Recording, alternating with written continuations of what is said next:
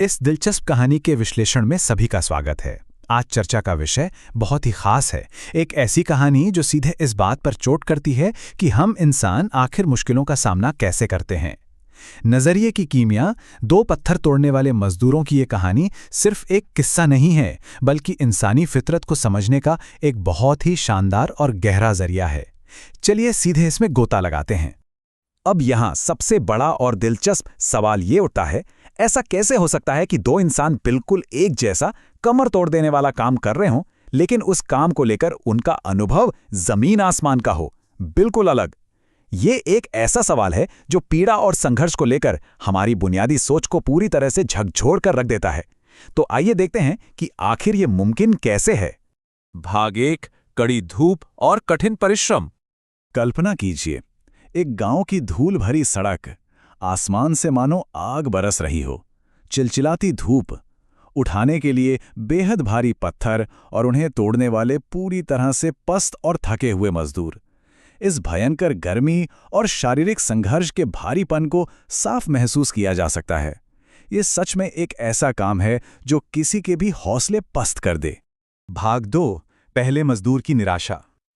इसी तपती धूप के बीच एक महात्मा वहां से गुजरते हैं और उस पहले मजदूर से एक बहुत ही सीधा सा सवाल पूछते हैं, भाई क्या कर रहे हो?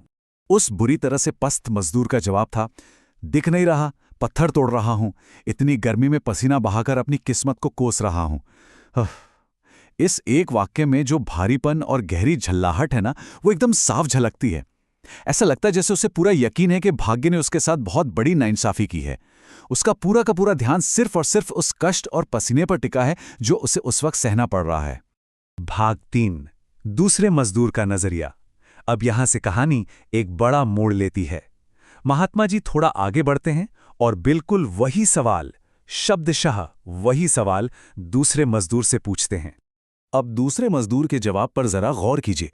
वो चेहरे पर एक बड़ी सी मुस्कान के साथ बेहद ही सकारात्मक और ऊंचे स्वर में कहता है, महाराज, मैं एक भव्य मंदिर के निर्माण के लिए इन पत्थरों को तराश रहा हूं।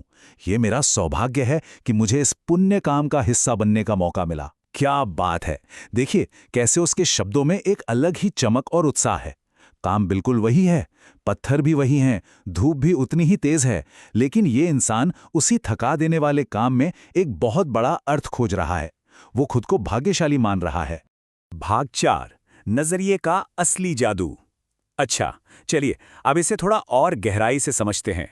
इन दोनों मजदूरों के बीच के एकदम साफ अंतर को देखा जा सकता है।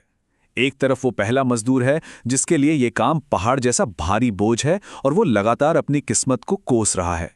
वहीं दूसरी तरफ दूसरा मजदूर है जो उसी काम को एक बहुत बड़ा अवसर मान रहा है, एक भव्य मंदिर के निर्माण का सपना देख रहा है।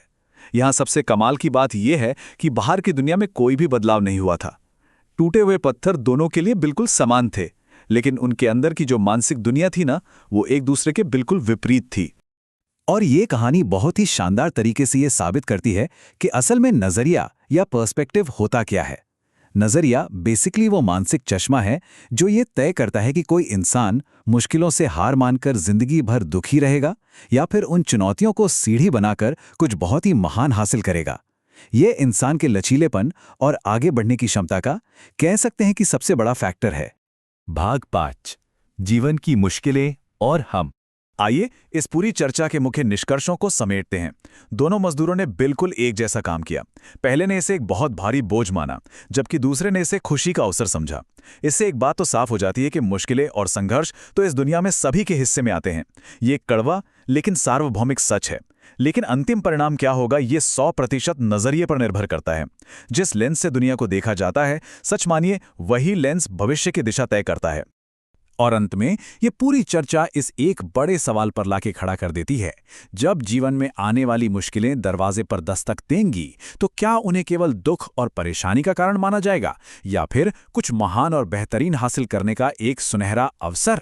इस बात पर गहराई से विचार किया जाना चाहिए कि कैसे सिर्फ एक नजरिया बदल लेने से इंसान का पूरा जीवन और उसका हर एक अनुभव पूरी तरह से बदल सकता है। इस विश्लेषण से जुड़ने के लिए बहुत बहुत धन्यवाद।